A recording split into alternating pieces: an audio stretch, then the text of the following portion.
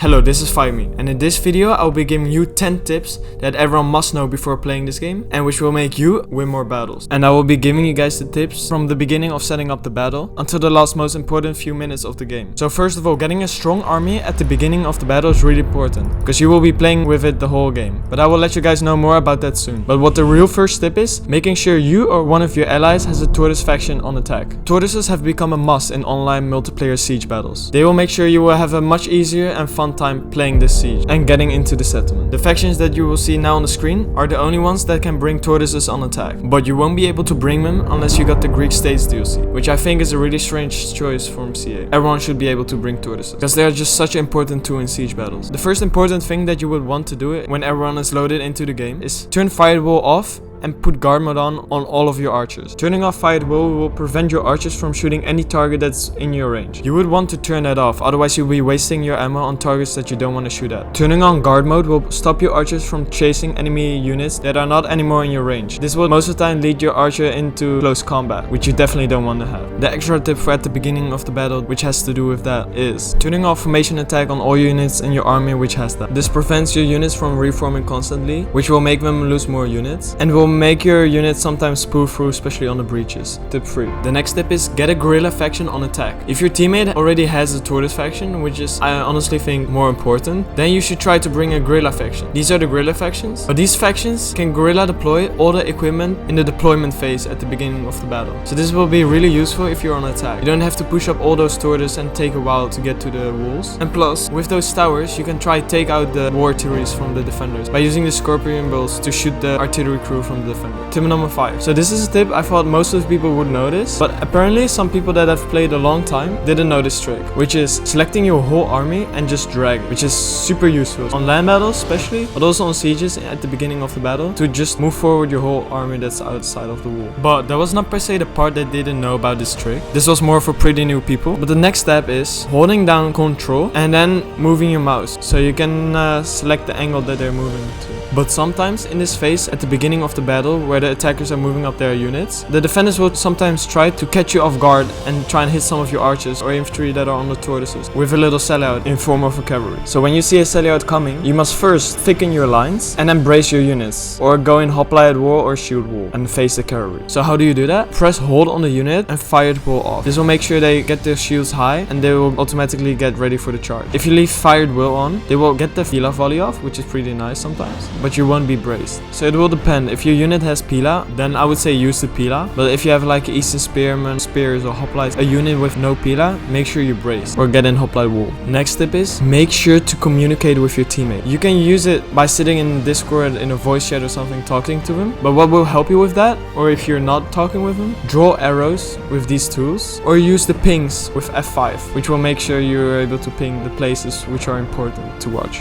So yeah, make sure you use those tools. They're really useful to explain stuff, especially those arrows. Next tip is, before taking any archer fights with your enemy, make sure you use some of your ammo. I would say use between 25 and 50% of your ammo, because if you already use some of your ammo before going into an archer battle, you can get already some kills and some value on your archers, and by using a lot of your ammo before getting into an archer fight will also make them less attractive to shoot at. And the next tip that will come with that, shoot infantry only in the non-shield side. So every infantry unit has their shield on the left side. If you shoot them from the right side, so where they have their swords, spears or axes, it will basically count as a shot in their backs. But yeah, I will quickly show you how big the differences are. So these are shots in the non-shield side of the unit. Let's count how many volleys that takes to kill them. That's already 1, which killed already 60 of them. That's 2, okay, they're nearly gone.